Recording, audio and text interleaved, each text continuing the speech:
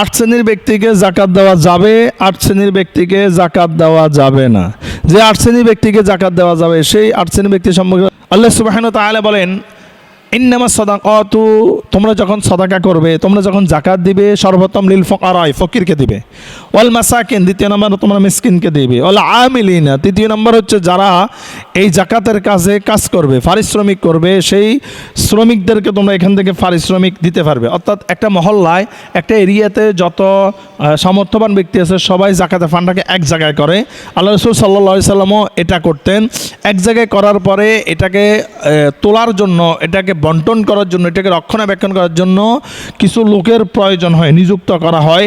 যেমন আল্লাহ রাসূল সাল্লাল্লাহু আলাইহি সাল্লাম এই জাকাতের মাল, বাইতুল মালটাকে রক্ষণাবেক্ষণ করার জন্য আবু হুরায়রা রাদিয়াল্লাহু তাআলাকে পর্যন্ত দায়িত্ব দিয়েছিলেন। এইভাবে করে যদি আপনিও কোনো শ্রমিক, কোনো লোকদেরকে রাখেন, এই জাকাতের ফান্ড থেকে তার পারিশ্রমিক আপনি দিতে পারবেন। চতুর্থ নাম্বার হচ্ছে ওইসব কাফের, ওইসব আপনার বিধর্মীদেরকে দিতে পারবেন, যাদেরকে দিলে মনে হয় তারা একটা সময় ইসলামের প্রতি আকৃষ্ট হবে, ইসলাম ধর্ম গ্রহণ করার মতো সম্ভাবনা রয়েছে, আপনি তাদেরকে দিতে পারেন তাদের বিপদে আপদে।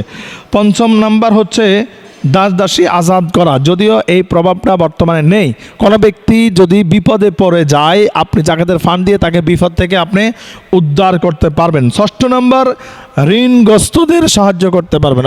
অর্থাৎ কোনো ব্যক্তি যদি বিপদের মধ্যে পড়ে যায়, তাহলে আপনি কিন্তু ঋণগ্রস্ত ব্যক্তিদেরকে ঋণ থেকে মুক্ত করতে পারবেন। এরপরে দাস দাসীর যে প্রভাবটা, যদিও বর্তমানে দাস দাসী নেই, আপনার এলাকার মধ্যে কোনো ব্যক্তি যদি অন্যায় ছাড়া অহেতুকভাবে তাকে জেল হাজতের মধ্যে বন্দি করা হয়েছে, আপনি চাইলে তাকে জাকাতের ফান্ড দিয়ে আপনি তাকে ছাড়িয়ে আনতে পারবেন। যদি তার ফ্যামিলি ছাড়িয়ে আনার মতো সে সামর্থ্য না থাকে, জাকাতের ফান্ড থেকে আপনি চাইলে তাকে জেল হাজত থেকে আপনি ছাড়িয়ে তাকে মুক্ত করে দিতে পারবেন। আর এই মুক্তটা হবে দাস দাসী আজাদের মতো, দাস দাসীকে মুক্ত করার মতো। 7 নম্বর হচ্ছে আল্লাহ রাস্তায় জিহাদকারীদেরকে সাহায্য করা। অর্থাৎ যারা আল্লাহ রাস্তায় জিহাদ করেছে তাদেরকে আপনি খাবারের ব্যবস্থা করে দিতে পারেন, এবং কি তাদের জিহাদ করার জন্য যে সামান লাগবে, আসবাবপত্র লাগবে, আপনি সেগুলো জাকাতের ফান্ড থেকে দিতে পারেন। 8 নম্বর হচ্ছে মুসাফিরদের প্রয়োজনে সে এটা ব্যবহার করতে পারবে। অর্থাৎ একজন মুসাফির, তার সামর্থ্য আছে, তার সম্পদ আছে, তার উপরে জাকাত দেওয়া ফরজ, কিন্তু যখন সে মুসাফির হয়ে গিয়েছে, দেখা যাচ্ছে মুসাফির হওয়ার কারণে তার সেই সম্পদ তার কাছে এই মুহূর্তে টাকা আনা সম্ভব হচ্ছে না, ওই মুহূর্তে সেই ব্যবহার করতে পারবে। যদিও বর্তমানে টেকনোলজিক্যাল যুগ, বিকাশের মাধ্যমে, আপনার নগদ রকেটের মাধ্যমে, অথবা ব্যাংকে অ্যাকাউন্ট থাকে, সেলফিনের মাধ্যমে টাকা ট্রান্সফার করা যায়, টাকা আনা যায়। হ্যাঁ, যদি এমন হয় যে তার মোবাইল ডিভাইসটাই হারাই গিয়েছে, তার ডিভাইস নাই, কারোর সাথে যোগাযোগ করার মতো এমন নাম্বার নাই, সে এমন জায়গায় এসে পড়েছে, এখান থেকে কারো সাহায্য ছাড়া আছে এখান থেকে যাওয়া কোনোভাবে সম্ভব না, ওই মুহূর্তে জাকাতের ফান্ড থেকে সে ব্যবস্থা নিতে পারবে, জাকাতের ফান্ড থেকে তার বিপদ থেকে সে নিজেকে উদ্ধার করতে পারবে। তাহলে এই 8 শ্রেণীর ব্যক্তিকে আমরা জাকাত দিতে হবে, জাকাত দেওয়া উত্তম। আর যে 8 শ্রেণীর ব্যক্তিকে আপনি জাকাত দিতে পারবেন না, সেই 8 শ্রেণীর ব্যক্তি, 1 নম্বর হচ্ছে পিতামাতা, আপনার পিতা, আপনার মাথা এবং আপনার ঊর্ধ্বগামী, মানে আপনার দাদা দাদি, আপনার নানা নানি, তাদেরকে আপনি জাকাত দিলে হবে না, কারণ তাদের দায়িত্বই আপনার উপরে, তাদের ভরণ পোষণ দেওয়া, তাদের টেক কেয়ার করা, এটা আপনারই দায়িত্ব, আপনি আপনার মূল সম্পদ থেকে করবেন। দ্বিতীয় নম্বর হচ্ছে সন্তান ও নিম্নগামী, যেমন আপনার ছেলের সন্তান, এদেরকে, আপনার মেয়ের সন্তান, এদেরকে আপনি জাকাতের ফান্ড থেকে এদেরকে দিতে পারবেন না, আপনার মূল সম্পদ থেকে আপনি তাদেরকে সাহায্য করতে হবে, সহযোগিতা করতে হবে। তৃতীয় নাম্বার হচ্ছে স্ত্রী যদি সম্পদশালী হয়, স্বামী যদি সম্পদ না থাকে, স্বামী যদি অভাবে থাকে, তাহলে জাকাতের ফান্ড থেকে স্বামীকে সেই সাহায্য করতে পারবে না, স্ত্রীর মূল মালিকানা সম্পদ থেকে তাকে করতে হবে।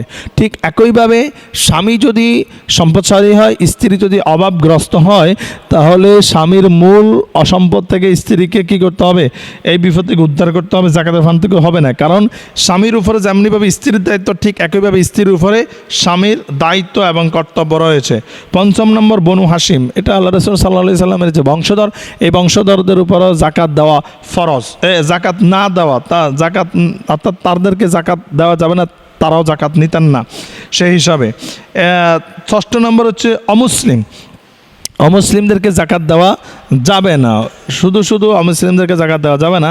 হ্যাঁ, যদি আপনার মনে হয় যে অমুসলিম এমন কিছু লোক আছে যাদেরকে জাকাত দিলে তারা ইসলামের প্রতি আকৃষ্ট হবে, ইসলাম ধর্ম গ্রহণ করবে, তাদেরকে দেওয়া যাবে। 7 নম্বর হচ্ছে নিসাবের অধিকারী ব্যক্তিকে, যার উপরে জাকাত দেওয়াই ফরজ, তাকে জাকাত দেওয়া যাবে না। অর্থাৎ যে জাকাত দেওয়াই ফরজ সে জাকাত খেতে পারবে না, তাকে আপনি জাকাতের ফান্ড থেকে দিতে পারবেন না। 8 নম্বর, যাদের ভরণ পোষণের দায়িত্ব আপনার কাছে আছে, আপনি সমর্থবান ব্যক্তি, আপনার সামর্থ্য আছে, আপনার উপরে জাকাত দেওয়া ফরজ, কিন্তু আপনার এই জাকাত আপনার ছেলে খেতে পারবে না, মেয়ে খেতে পারবে না, আপনার স্ত্রী খেতে পারবে না, আপনার মা বাবা খেতে পারবে না, কারণ তাদের টেক কেয়ার করা তাদের দায়িত্ব, এটা আপনার উপরে কর্তব্য। এজন্য জাকাতের ফান্ড থেকে তাদের বিপদ থেকে তাদের প্রয়োজনীয় মিটানো যাবে না, সেটা আপনার মূল মালিকানা থেকে আপনাকে মিটাতে হবে। এই হলো জাকাত। 8 শ্রেণীর ব্যক্তিকে আমরা জাকাত দিব আর 8 শ্রেণীর ব্যক্তিকে জাকাত দেওয়া যাবে না।